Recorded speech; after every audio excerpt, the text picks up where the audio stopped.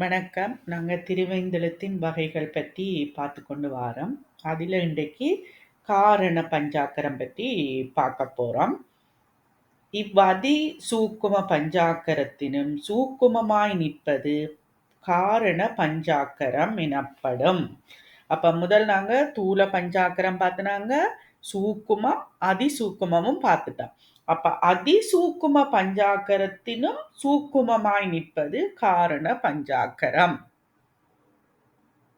முற்கூறிய மூன்றெழுத்துக்களுள் ஈற்றிலுள்ள ஆன்ம எழுத்தாகிய யகாரத்தையும் நீக்கி எஞ்சிய 2 எழுத்துக்களை சிவ மட்டுமே மந்திரமாகக் கொள்வது காரண பஞ்சாக்கரமாம்.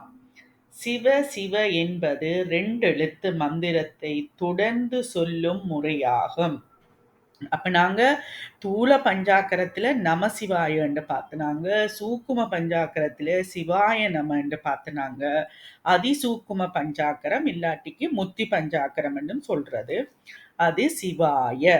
அப்ப இங்க காரணம் முதல் 5 5 இருந்தது, பிறகு முத்தி பஞ்சாக்கரத்துல 3 எழுத்து, இப்ப சொல்றது காரண பஞ்சாக்கரத்துல 2 எழுத்து. எப்படி சிவ என்று சொல்ல சிவ சிவ என்று சொல்லிக்கொண்டே வர வேணும். இத திருமந்திரத்திலும் ஒரு பாடல், எனக்கு எத்தனையாவது பாடல் என்று தெரியல. சிவ சிவ என்றிட சிவகதி தானே என்று ஒரு பாடல், 4 வரி, எல்லாமே 4 வரி தான். அப்ப அங்கேயும் திருமந்திரத்திலையும் இந்த பஞ்சாட்சரம் பற்றி சொல்லப்படுது. பஞ்சாக்கரம் வட எழுத்துல, திருவைந்தெழுத்து எங்களோட தமிழ். அப்ப இங்க சிவ சிவ என்று 2 எழுத்து மந்திரத்தை தொடர்ந்து சொல்றதுதான் இங்க காரண பஞ்சாக்கரம். முத்தி பஞ்சாக்கரம் அதிசூக்குமத்துல சிவாய சிவாய என்று சொல்ல வேணும். பாச எழுத்துக்களை நீக்கிய அதிசூக்கும பஞ்சாக்கரத்தை ஓதி உணர்ந்து பாசம் நீங்கி ஆன்ம சுத்தி பெற்ற நிலையில் அவ்வான்மா தன் அறிவை திருவருளுக்குள் அடங்கக் கொடுத்து தன்னை இழந்து நிற்கும்.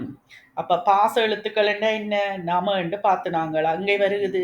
தூல பஞ்சாக்கரத்திலையும் சூக்கும பஞ்சாக்கரத்திலையும் பெருகுது. தூலவில முன்னுக்கும் சூக்குமத்துல பின்னுக்கும் பெருகுது பாச எழுத்துக்கள். அதிசூக்கும் அந்த எழுத்துக்களை நீக்கித்தான் அதிசூக்கும பஞ்சாக்கரத்தை ஓதி உணர்ந்து எது சிவாய நம சிவாய என்ற 3 எழுத்து அதிசூக்கம்.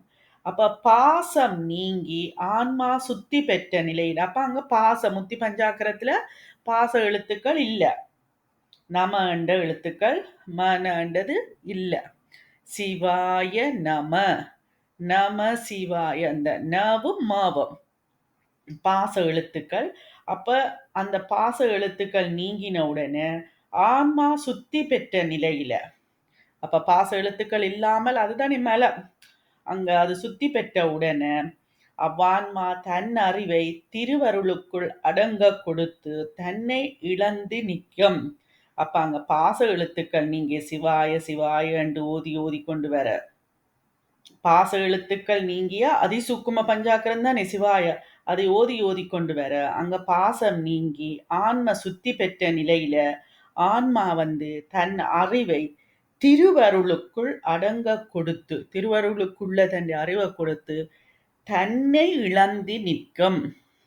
இப்ப இந்த சிவாய சொல்லி கொண்டு வரும்போது தன்னை இழந்து நிற்பதாகிய இந்நிலை சிவயோகம் என்னும் அருள் நிலை ஆகும். அப்ப தன்னை இழந்து நிற்பதாகிய இந்த நிலை சிவயோகம் என்னும் அருள் நிலை ஆகும். ஆன்மா தன்னை உணர்தலன்றி சிவனை மட்டுமே உணர்ந்து நிற்கும் நிலையாகும். ஆகவே இங்கு ஆன்ம எழுத்தாகிய யகாரம் நீக்கப்படுகிறது. அப்ப அப்படி சொல்லிக்கொண்டு வரேக்குள்ள ய என்ற தன்னையும் அது இழந்துடுதல்லோ, தன்னை உணர்தலின்றி சிவனை மட்டுமே உணர்ந்து நிற்கும் நிலையாகும். இது இந்த காரண பஞ்சாக்கரம் சொல்லிக்கொண்டு வரைக்க சிவ சிவ அன்னைக்கா சீனா யாதானே உயிரெழுத்த உயிரை குறிக்குது. ஒவ்வொரு எழுத்தும் என்னென்னு பார்த்துனாங்க, ஞாபகப்படுத்தி பாருங்க. அப்ப தன்னை இழந்து நிற்பதாகிய இந்த நிலை சிவயோகம் என்னும் அருள் நிலை ஆகும். தன்னை இழந்துடுது, இங்க யாண்டது இல்ல, சிவ சிவ. ஆன்ம தன்னை உணர்தலின்றி சிவனை மட்டும் உணர்ந்து நிற்பதாகும். அப்ப தன்னை இழந்து தன்னை உணர்தல் என்று தன்னையே மறந்துடும். சிவனை மட்டும் உணர்ந்து நிற்கும் நிலை. ஆகவே இங்கு ஆன்ம எழுத்தாகிய யகாரம் நீக்கப்படுகிறது. அப்ப இங்க ஆன்ம எழுத்தாகிய யகாரம் நீக்கப்படுகிறது. முத்தி பஞ்சாக்கரத்துல பாச எழுத்துக்கள் நீக்கப்படுது, சிவாய என்ற 3 வரும். காரண பஞ்சாக்கரத்துல ஆன்ம யாவும் நீக்கப்படுது. ஏனென்றா அது தன்னை இழந்து தன்னை உணர்தல் என்று சிவனை மட்டுமே உணருது. அப்ப சிவ சிவ சிவ என்று உச்சரித்து கொண்டு வர வேணும். இதுதான் காரண பஞ்சாக்கரம்.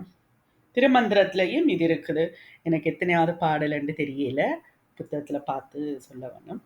அடுத்தது மகா காரண பஞ்சாக்கரம். அதை அடுத்த வீடியோவில் நாங்கள் பார்க்கலாம். நன்றி.